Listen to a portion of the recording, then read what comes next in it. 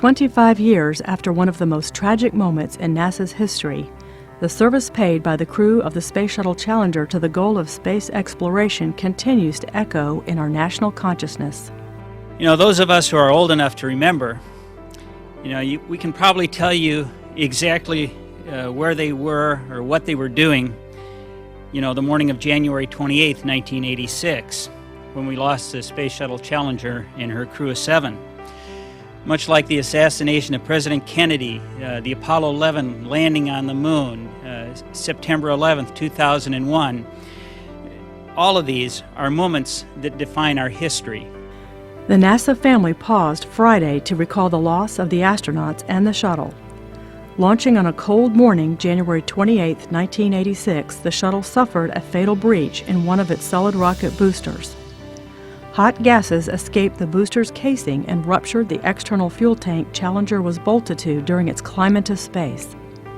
The shuttle broke up instantly when the propellants in the tank ignited. What should have been a day heralded for education turned to tragedy in a split second. Our loved ones were gone. Our nation grieved, and our future looked uncertain. Challenger was opening space access further on the STS-51L mission by including a school teacher, Krista McAuliffe. Astronaut Francis Dick Scobie commanded the mix of veteran astronauts and first-time flyers for the Challenger mission. Michael Smith served as pilot, while Ellison Onizuka, Judy Resnick, and Ronald McNair flew as mission specialists. Engineer Greg Jarvis served as a payload specialist. What we do as explorers is not easy. Michael, Dick, Ronald, Ellison, Krista, Gregory, and Judy knew this and accepted the risk. In the 2.5 decades since the mission was lost, NASA set out to learn important lessons from Challenger. The shuttles were modified, processes were refocused, and attitudes covering everything from safety to flight rules were improved.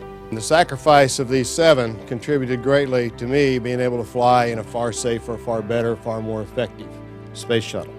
McAuliffe's mission of teaching from space was not forgotten either.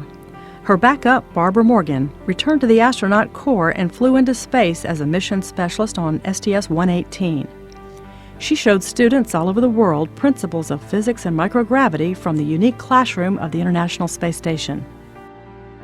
If we didn't somehow continue Challenger's mission of education, then our loved ones would have died in vain.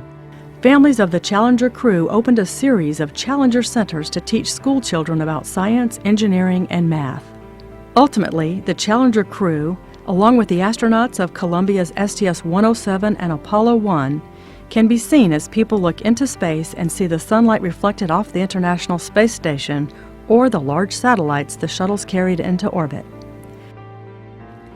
The entire world knew how the Challenger crew died. We wanted the world to know how they lived and for what they were risking their lives.